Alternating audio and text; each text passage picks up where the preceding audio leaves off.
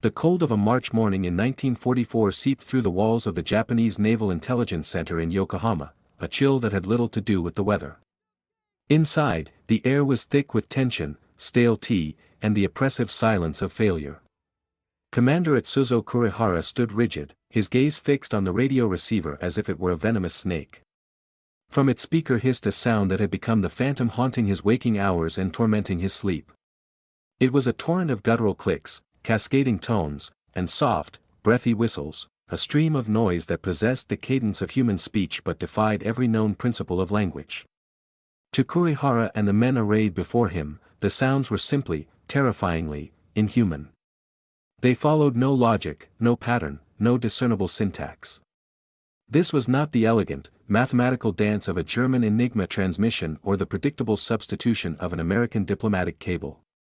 This was something else entirely, something ancient and wild that had been unleashed into the ether of modern warfare. Seated at a long table were the 30 best cryptoanalysts of the Imperial Japanese Navy. These were the brilliant minds who had peeled back the secrets of the United States' most secure communications. They had cracked Army codes, deciphered Air Force traffic, and unspooled diplomatic ciphers with an intellectual prowess that had given Japan a crucial edge in the early years of the war. They were masters of pattern recognition, statistical analysis, and linguistic theory. Yet, for 2 agonizing years, they had been rendered utterly impotent by this single, maddening U.S. Marine Corps code. One of the analysts, a young prodigy from Tokyo University, nervously tapped a pencil against a notebook filled with meaningless transcriptions. His colleagues sat in stunned silence, their shoulders slumped in defeat. They had pored over these transmissions until their eyes burned and their minds reeled. They had succeeded where others had failed, breaking codes that were considered unbreakable. But this? This was a wall of solid sound, impenetrable and mocking. The failure was a deep, personal shame for each man, a stain on the honor of the entire intelligence section. Commander Kurihara's frustration was a palpable force in the room. He felt the weight of every lost ship, every failed ambush, every successful American landing as a direct consequence of his inability to solve this puzzle.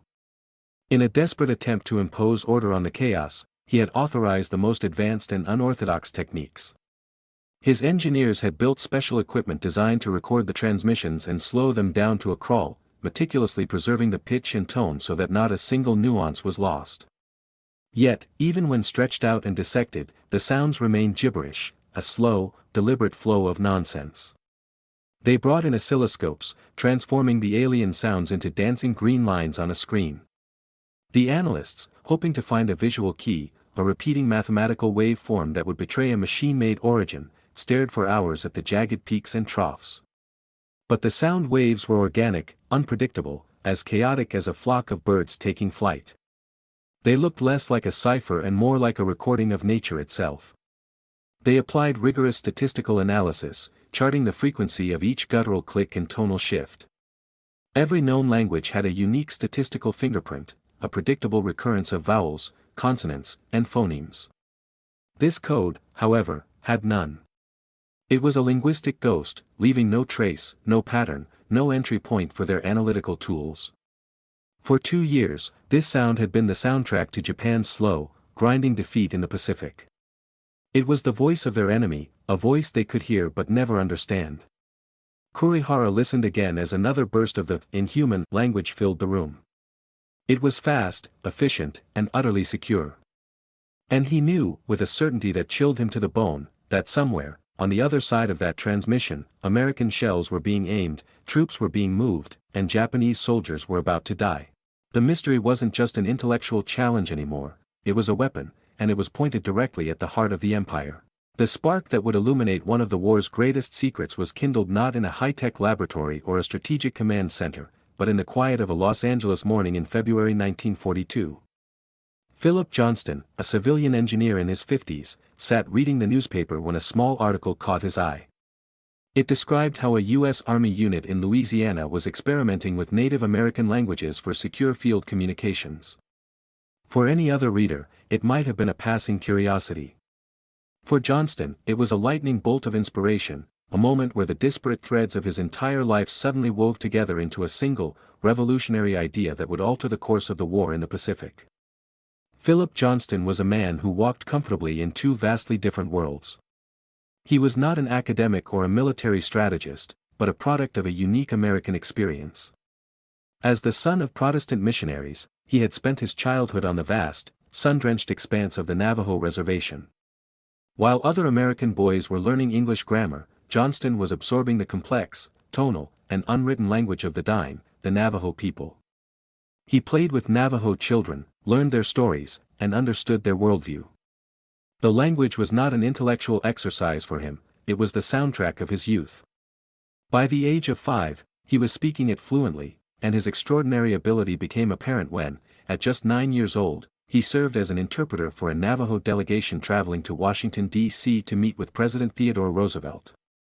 He was a human bridge between two cultures, trusted by the Navajo and understood by the Anglo world. Decades later, holding the newspaper in his hands, Johnston saw the solution to a problem that was vexing the entire American military. He knew firsthand that Navajo was an island language, with no linguistic relatives in Europe or Asia. Its syntax and grammar were so complex that they were baffling even to academic linguists.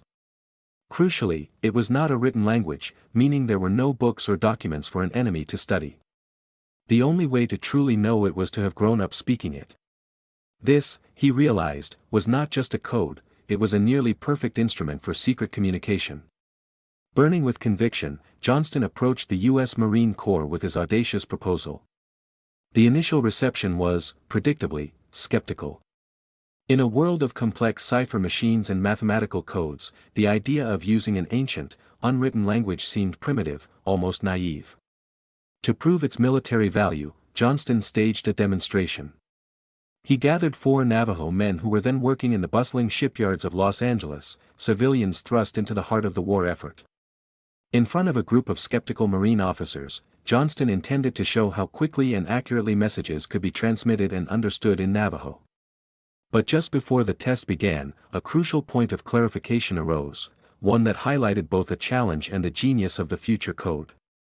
The Navajo men informed the officers that their language, rich in descriptions of the natural world, had no vocabulary for modern warfare. There were no direct equivalents for tank, machine gun, destroyer, or dive bomber. To transmit military messages, they explained, they would have to create a system of substitution, a lexicon of code words where English military terms were represented by analogous Navajo words. This wasn't a setback, it was the key to making the code a true cipher, adding a second layer of encryption that would be indecipherable even to another native Navajo speaker who wasn't trained in a specific military vocabulary. The demonstration was a stunning success. A message that took a standard encryption machine 30 minutes to encode, transmit, and decode was relayed by the Navajo speakers in mere seconds. The officers were convinced. Johnston's idea, born from a childhood spent between worlds, was now the official, top-secret project of the U.S. Marine Corps. Johnston's role, however, did not end with the idea. His passion for the project was so profound that he felt compelled to see it through personally. Despite being well over the age for enlistment, he successfully petitioned to join the Marine Corps. He was granted the rank of Staff Sergeant and took on a vital role in recruiting and helping to oversee the training of the first Navajo recruits. For Philip Johnston, this was more than a patriotic duty, it was the culmination of his life's unique journey, ensuring the language he had cherished as a boy would become a weapon to help save the nation he served as a man. The decision to transform the Navajo language into a weapon of war was steeped in a profound and bitter irony, a paradox that cut to the very core of the relationship between the United States and its indigenous peoples. For decades leading up to the Second World War, the American government had waged a systematic campaign not to preserve, but to eradicate the very languages it would soon turn to for its salvation. This wasn't a policy of passive neglect, but one of active, institutionalized suppression, driven by an official philosophy of forced Americanization. The primary instruments of this policy were the federal boarding schools, institutions where generations of Navajo children were taken from their homes and families. The express purpose of these schools was to sever the children from their cultural roots. They were forced to cut their long hair, trade their traditional clothing for military-style uniforms, and abandon their spiritual practices. But the most brutally enforced prohibition was against their language. The soft, tonal cadence of Navajo, the language of their parents and grandparents, was branded a relic of a savage past, an impediment to their assimilation into modern American society. In the cold, sterile classrooms and dormitories of these schools, English was the only permissible tongue. A single word of Navajo whispered to a friend could result in cruel punishment. Children were beaten with rulers, their mouths washed out with soap, or subjected to days of hard labor for the crime of speaking the language of their ancestors. Teddy Draper, one of the young men who would later serve as a code talker, vividly recalled the brutal whiplash of this policy. "First I was told not to speak Navajo," he later recounted, "and now they want me to speak Navajo in combat." His words encapsulate the stunning and hypocritical reversal that history had forced upon the nation. The artistic canvas of this irony is stark and deeply poignant. One can picture a young Navajo boy, standing in a desolate schoolyard, his hands stinging from a teacher's ruler, his heart aching with the shame of having spoken his own name for a thing in the language that gave it meaning. He learns to suppress his mother tongue, to bury it deep inside himself as a source of pain and punishment. Then, leap forward just a few years. That same boy is now a young man, a U.S. Marine, crouched in a volcanic ash foxhole on the blood-soaked beaches of Iwo Jima. The air is thick with the thunder of artillery and the screams of the wounded. He presses a radio handset to his ear, and into the microphone, he speaks those same forbidden words. But now, they are not a crime. They are a lifeline. The syllables that once earned him a beating are now used to call in air support, to direct artillery fire, to save the lives of his fellow Marines. The language of his home had become the key to victory on a foreign shore. This paradox was not lost on the code talkers themselves. Peter MacDonald, who would later become the chairman of the Navajo Nation and one of the last living code talkers, noted the profound contradiction. The very government that had worked so diligently to erase their knowledge of the Navajo language was now pleading with them to use it as an instrument of war. It was a history of deep-seated mistrust, of broken treaties and cultural assault. Yet, despite this painful history, when the call to arms came after the attack on Pearl Harbor, the Navajo people responded with overwhelming patriotism. They enlisted in the armed forces in huge numbers, eager to defend the land they had inhabited for centuries. Their fight was not just for the United States as a political entity, but for their ancestral homeland, a sacred space that was now under threat from a foreign power. They were willing to set aside the injustices of the past to protect the future of the land they called home. In doing so, they unknowingly set the stage for their forbidden language to emerge from the shadows of persecution and become one of America's most vital and unbreakable secret weapons.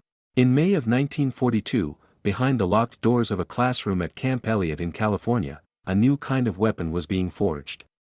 It was not made of steel or explosives, but of language, memory, and cultural ingenuity. Inside that room sat the 29 pioneers of the program, a group of young Navajo recruits who had been brought together for a task of unprecedented secrecy and importance. Their mission, to build the legendary code from the ground up. The atmosphere was one of intense concentration. The doors were literally locked during their sessions, a physical barrier that mirrored the wall of secrecy surrounding the project. The 29 men worked as a single, cohesive unit, a collaborative spirit that came naturally to the Navajo culture, where community and consensus are deeply ingrained. Together, they were creating a language within a language, a complex system that had to be both rapid and completely secure. They were not just translating words, they were building the architecture of a new form of communication. The first and most significant hurdle was vocabulary. The ancient, descriptive language of the Dine had no words for the mechanized horrors of 20th-century warfare. There were no Navajo terms for battleship, machine gun, or bomb. Faced with this challenge, the Marines displayed a remarkable inventiveness, turning to the rich, metaphorical world of their native tongue. They created a system of substitution, assigning Navajo words to military concepts based on visual or functional similarities. Their creative process transformed the sterile lexicon of war into a kind of poetry. A submarine, the silent predator of the deep, became beshlo, which translates to iron fish. A nimble fighter plane, darting and hovering in the sky, was poetically named the hitai-hai, the Navajo word for hummingbird. Deadly grenades, with their round shape, were referred to by the innocuous term nimasi, or potatoes. A battleship was a lotso, or whale. A tank was a chaitagahi, or tortoise. Each term was a small act of creative genius, making the code intuitive for the initiated but utterly baffling for outsiders. Initially, this hand-picked group established a core lexicon of 211 essential terms. This dictionary, however, was a living document. As the war evolved and new technologies and tactics emerged, the code expanded with it, growing to include over 450 meticulously chosen terms by the war's end. The secrecy surrounding their work was absolute. At the end of each session, every worksheet was collected and accounted for. All materials related to the code were locked away in the classroom. No notes, no books, and no discussion of the code were permitted outside that room, not even among their fellow Marines who were not part of the program. The greatest security measure, however, was a matter of immense mental discipline. The entire, expanding code had to be committed to memory. This was a non-negotiable requirement of the program. In the heat of battle, there could be no risk of a codebook or a scrap of paper falling into enemy hands. A captured list of words would compromise the entire system. Therefore, the code had to exist only in the minds of the men who used it. Every single one of the 450 terms, along with the alphabet system for spelling out uncommon words, had to be memorized so flawlessly that it could be recalled instantly under the extreme stress of combat. In that locked California classroom, these 29 pioneers were not just students, they were becoming living repositories of America's most vital secret. The brutal, grinding campaign for Guadalcanal in the Solomon Islands was a crucible where new tactics and technologies were tested in the crucible of battle. It was here, on November 8, 1942, amidst the malarial jungles and relentless fighting, that the Navajo Code was first unleashed as a weapon of war. The moment was not marked by grand ceremony, but by the urgent, deadly calculus of a battlefield firefight. U.S. Marines were pinned down by a well-placed Japanese machine gun nest, its relentless fire making any advance impossible. A call for artillery support was critical, but transmitting the coordinates over the radio using standard codes was slow, cumbersome, and vulnerable to enemy eavesdropping.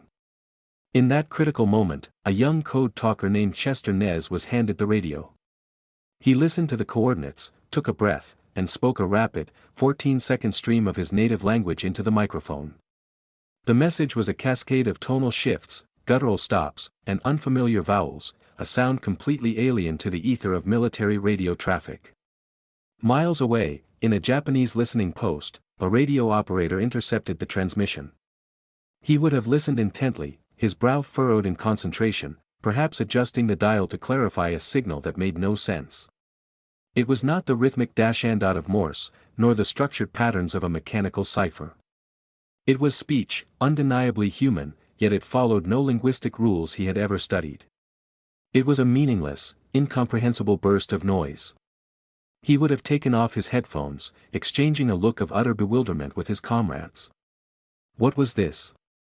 For the Japanese listeners, the 14-second transmission was an unsolvable puzzle. For the American artillerymen who received the decoded message just moments later, it was a precise set of coordinates. Within minutes, the jungle air was split by the whistle of incoming shells.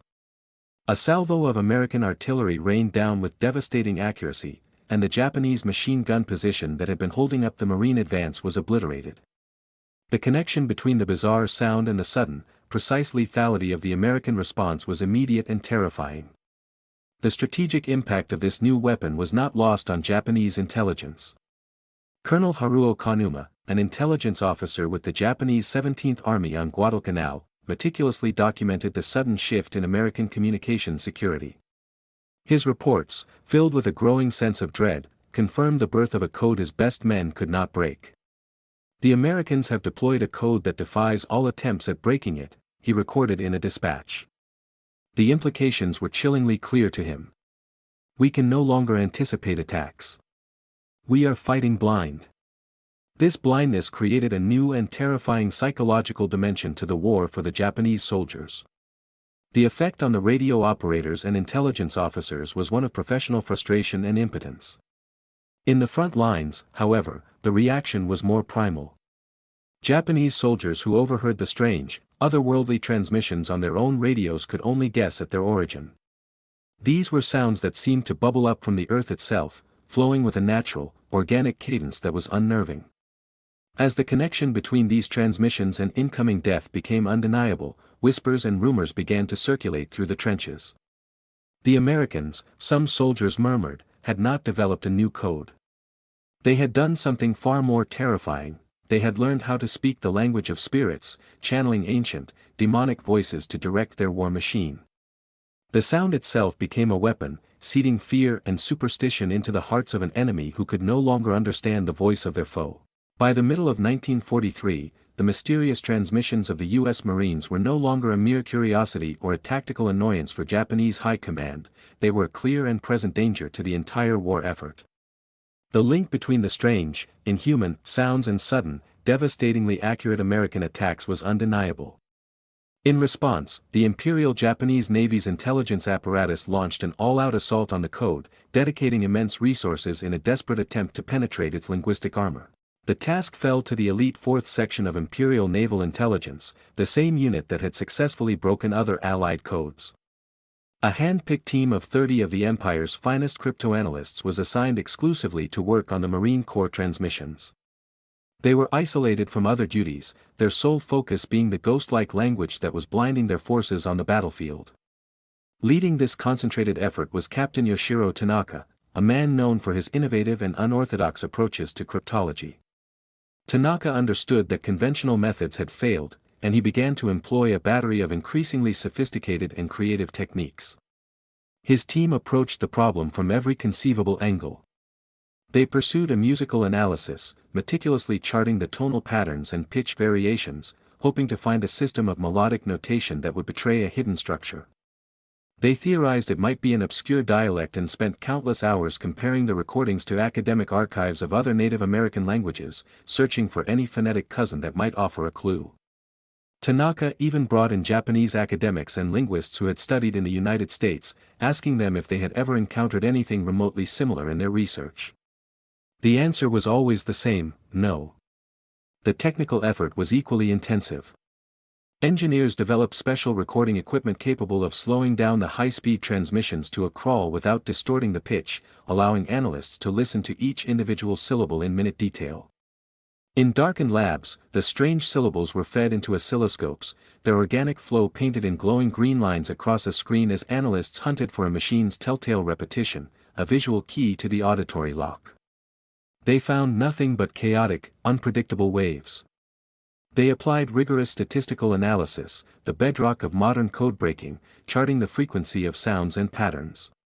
But the code refused to yield a statistical fingerprint. As a living, breathing language, it lacked the mathematical rigidity of a man-made cipher. As frustration mounted and every intellectual and technological avenue led to a dead end, Japanese intelligence shifted its strategy from analysis to brute force. A high-priority order was issued to all frontline forces: capture American Marine radio operators alive. The belief was that if they could not break the code, they would force the men who spoke it to give up its secrets. To incentivize this trophy hunt, an enormous bounty of 10,000 yen was placed on the head of anyone who could deliver a Marine radioman or his equipment, a sum equivalent to a soldier's salary for 10 years. The danger for the Navajo Code Talkers escalated dramatically. They were now not only targets as Marines but also high-value intelligence assets. On several occasions, Japanese forces came terrifyingly close to overrunning positions and capturing a code talker.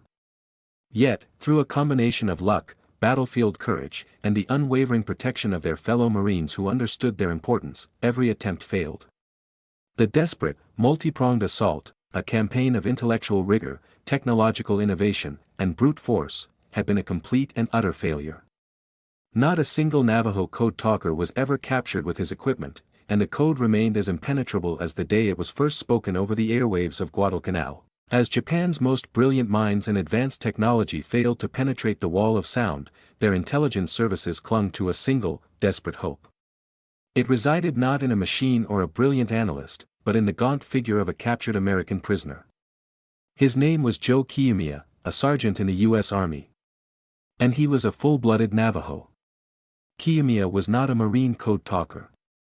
He was a soldier, captured in the Philippines during the fall of Bataan in April 1942, a month before the first 29 recruits even began designing the code at Camp Elliott. He had endured the horrors of the Bataan Death March and the abject misery of a Japanese prisoner-of-war camp. To his captors, however, his heritage made him the most valuable prisoner in the entire Pacific theater. They believed they had found their living Rosetta Stone, the key that would finally unlock the Americans' most vital secret. When the first indecipherable transmissions were intercepted later that year, and Japanese intelligence realized they were facing a Native American language, Kiyomiya was plucked from the anonymity of the POW camps. He was brought to the notorious Ofuna Interrogation Center, a place where the rules of the Geneva Convention were ignored. For the Japanese cryptographers, his arrival was a moment of feverish anticipation. They were certain that their problem was about to be solved. They believed the code was simply the Navajo language, and here, before them, was a native speaker. The moment of truth came in a stark interrogation room. Kiyomiya, likely weakened from malnourishment and abuse, was forced to sit and listen as they played the recordings of the Marine Code Talkers' transmissions. For him, the sound that crackled from the speaker must have been a surreal and shocking experience. In that place of profound suffering and loneliness, he suddenly heard the familiar, melodic tones of his mother tongue, the language of his childhood, a sound of home. He listened intently, and he could understand the individual words. He could hear turtle, hummingbird, iron fish, potato, eggs. The words were clear. But the sentences they formed were utter madness. The recordings presented him with a stream of nonsensical, surrealist phrases: turtle attacks iron fish. Hummingbird lays eggs. To Kiyomiya, who knew nothing of the prearranged military substitutions, it sounded like the ravings of a madman. He could understand the language, but he could not comprehend the message. It was a cruel parody of his own tongue, twisted into meaningless gibberish. The tragic irony of the situation was absolute. The Japanese were convinced that Kiyomiya was either lying or being deliberately uncooperative, and they subjected him to brutal torture to force him to translate. But he could not give them the answers they wanted because he did not have them. His captors had made a critical, and ultimately fatal, miscalculation. They assumed that fluency in the Navajo language was the only key required. They had no way of knowing that the code talkers had created a second, more complex layer of encryption. The code was not just the language, it was a highly specialized military vocabulary, a system of word substitution and alphabetic codes that had been designed in secret and memorized by a select group of trained Marines. Joe Kiyomiya, the soldier, was as much an outsider to this secret lexicon as the Japanese themselves. His inability to decipher the code, even under extreme duress, was the ultimate, unintentional proof of its genius. The Japanese had the right key for the wrong lock. Their one great hope had been a devastating failure, and for Kiyomiya, his own language became a source of unimaginable suffering at the hands of an enemy who could not comprehend that a language and a code were two very different things. On February 19, 1945, the first waves of U.S. Marines stormed the black volcanic sands of Iwo Jima, stepping into what would become one of the most savage and iconic battles of the Pacific War. They were not just fighting the thousands of Japanese soldiers waiting for them, they were assaulting a meticulously prepared kill zone. For 2 years, the Japanese commander, General Tadamaki Kuribayashi, had transformed the island into a subterranean fortress, a hellish, 11-mile network of interconnected tunnels, bunkers, and hidden artillery positions. His entire defensive strategy hinged on one critical element: intercepting American communications to anticipate their every move and launch devastating, precisely timed counterattacks. Kuribayashi was counting on his intelligence network to give him the eyes and ears he needed to slaughter the invaders on the beaches. But in the chaotic heart of the invasion, an ancient language rendered Kuribayashi's strategy deaf and blind. For the first critical 48 hours, as the battle hung on a razor's edge, Thomas Begay and 5 other Navajo Code Talkers operated at the epicenter of the American assault. Working relentlessly under constant, terrifying fire, these 6 men became the central nervous system of the entire invasion force. They were the vital link coordinating the complex and brutal ballet of modern warfare. They directed the landings of 30,000 Marines, guided the thunderous barrage of naval artillery from a fleet of 100 ships, called in air support against unseen targets, relayed the precise coordinates of enemy strongpoints, organized medical evacuations for the wounded, and transmitted the most urgent tactical orders from commanders to the front lines. Their performance in that 2-day period was a feat of perfection under unimaginable pressure. In the first 48 hours of the battle, a time when a single mistake could cost hundreds of lives, the 6 Navajo radio nets transmitted and received over 800 messages. The number of errors was 0. This flawless accuracy was matched by a speed that was, in itself, a decisive weapon. A critical battlefield message, such as a request for artillery support on a newly discovered enemy bunker, would take a standard encryption machine of the era 30 minutes to encode, transmit, and decode. In the fluid, fast-paced horror of the Iwo Jima landing, a target could be lost or an entire platoon wiped out in that time. The Navajo Code Talkers could receive, comprehend, and relay that same message in 20 seconds. That 29-minute difference was not an abstraction of military efficiency, it was the margin between life and death, the difference between obliterating a Japanese machine gun nest and watching it cut down another wave of advancing Marines. The indispensable nature of their contribution was stated in the clearest possible terms by the man who witnessed it firsthand, Major Howard Connor, the 5th Marine Division's signal officer. If it were not for the Navajos, he later testified, the Marines would never have taken Iwo Jima. His praise confirmed the sheer scale of their effort in those crucial opening moments of the invasion. During the first 48 hours, he stated, I had 6 Navajo radio nets operating around the clock. In the defining battle for the Marine Corps, the ancient, once forbidden language of the Navajo proved to be the most sophisticated and decisive piece of military technology on the bloody Black Sands. As the war ground on towards its bloody conclusion on islands like Okinawa, Japanese intelligence, having utterly failed to decipher the Navajo code, shifted to a strategy of disruption. If they could not understand the messages, perhaps they could jam the frequencies or, in a truly desperate gambit, sow confusion by imitating the sounds themselves. This led to one of the most bizarre and ultimately futile episodes of the Pacific War, the attempts by Japanese soldiers to mimic the Navajo language over the airwaves. On the battlefields of Okinawa, U.S. Marine radio operators began to hear strange and clumsy interruptions during their transmissions. Japanese forces, having recorded countless hours of the code, tried to parrot the sounds back, hoping to either disrupt communications or perhaps trick the Americans into revealing information. Lieutenant Hiroshi Miyamoto was one of the Japanese officers tasked with this vocal mimicry. He and his men would listen intently to the flow of Navajo and then, with grim determination, attempt to reproduce the clicks, tones, and guttural stops into their own microphones. To the native Navajo speakers on the other end, the results were not confusing or deceptive, they were comical. The imitations were so grotesquely inaccurate that they were instantly recognizable as a fraud. Alfred Newman, a code talker who experienced these attempts firsthand, described Lieutenant Miyamoto's mimicry as sounding like someone gargling while trying to talk. The complex and subtle phonetics of the Navajo language were simply beyond the grasp of the Japanese soldiers. Another veteran code talker recounted a similar experience, recalling how he and his comrades struggled to maintain their composure in the middle of a firefight.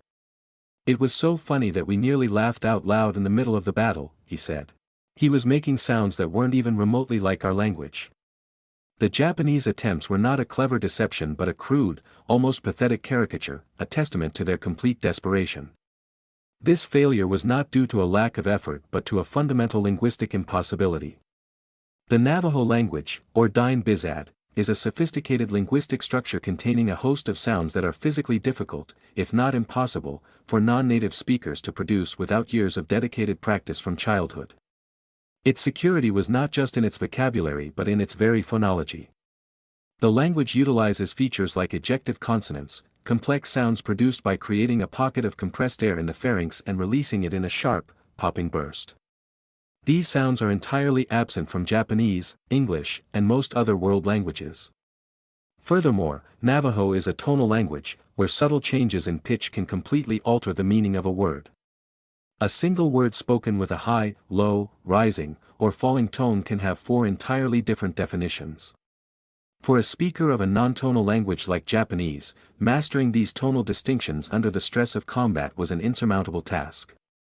The unique vowel sounds, requiring precise and unfamiliar tongue and lip positions, added yet another layer of phonetic security. The desperate attempts at mimicry were, in their own way, the final admission of defeat. The Japanese could not break the code with their best minds, they could not pry it from a prisoner with torture, and now they found they could not even replicate its most basic sounds. The code was not just a system of words to be deciphered, it was a living, breathing language, protected by a barrier of sound that no enemy could penetrate. When the guns of the Second World War fell silent and the smoke cleared, American intelligence investigators began the monumental task of piecing together the secret history of the conflict. As they sifted through captured documents and conducted interrogations of high-ranking Japanese officers, the full scale of Japan's desperate, multi-year effort to break the Navajo Code finally came to light, as did the totality of its failure. The admissions came not from low-level operators, but from the very men who had commanded Japan's vast intelligence empire. The most stunning confession came from Lieutenant General Seizo Arisu, the chief of Japanese intelligence for the Imperial General Staff. In a post-war interrogation, he spoke with the blunt clarity of a defeated commander. He did not make excuses or downplay the code's effectiveness. Instead, he acknowledged its absolute perfection. "We never broke the Marine Code," Arisu stated flatly, his words a definitive epitaph for Japan's cryptoanalytical efforts. He then put the failure into stark context, admitting, "We broke the Army codes, the Air Force codes, the diplomatic traffic, but the Marine Tactical Code was completely secure." Coming from the enemy's highest-ranking intelligence officer, it was the ultimate validation of the Code Talkers' success.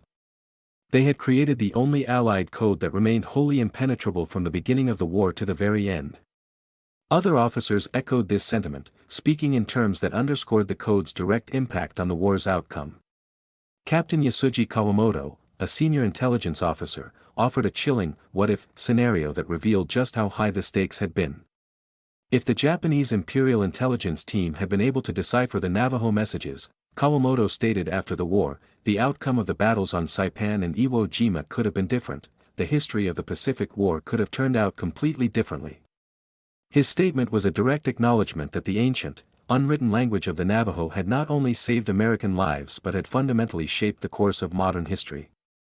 The post-war investigations revealed the true magnitude of the Japanese failure.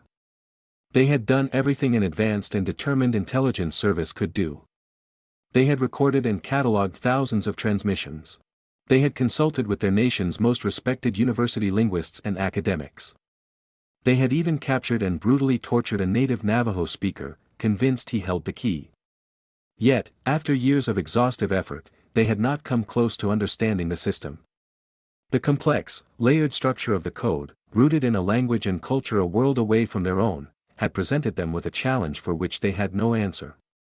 It was a perfect weapon that had left no clues, offered no entry points, and ultimately, forced the enemy's top commanders to admit their complete and utter defeat. On August 14, 1945, the world held its breath.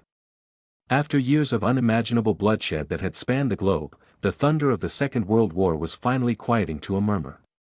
In the Pacific, on ships and islands scattered across the vast ocean, millions of soldiers, sailors, and Marines waited for the official word that the long, brutal fight against the Empire of Japan was over. That word, when it came, would travel through the most secure and efficient channel the U.S. Marines possessed. The task of sending this monumental message fell to Code Talker Teddy Draper. He was handed a dispatch containing the most significant news of the 20th century, the two words that would signal the end of the war: Japanese surrender. Draper keyed his microphone, and into the ether, he spoke the Navajo translation, Nihima Idijini Ade Nil. True to the code's legendary speed, the message flashed across the Marine networks through the Navajo net before the news could be encoded and sent through conventional channels. An ancient tongue had outrun the modern world one last time. This final transmission was far more than a simple piece of military traffic, it was a moment thick with profound historical weight. One can imagine the scene: a young Navajo man, thousands of miles from the mesas and canyons of his home, holding a standard-issue radio handset. For a few seconds, he holds the microphone, a simple piece of metal and wire, but in that moment, it is an instrument of history. In the crackle of the static, he understands the gravity of his duty. He is not just relaying an order or a set of coordinates. He is about to speak the words that will send millions of men home, the words that will signal the end of the most terrible war the world had ever known. He takes a breath, and the sounds of his ancestors, the language of his childhood, flow from him to announce a new era of peace. The symbolism of that final message was as powerful as the message itself. The very language that the United States government had systematically tried to eradicate, the tongue that had been beaten out of children in the name of assimilation, was now being used to proclaim the nation's final, total victory. A language that had been deemed a relic, a sign of a savage past, had become the most sophisticated and secure voice of the American military. It announced the end of the war to its own forces, and it served as the final, silent rebuke to an enemy who had spent years trying, and failing, to comprehend its mysteries. It was the perfect, poetic end to the War of Whispers.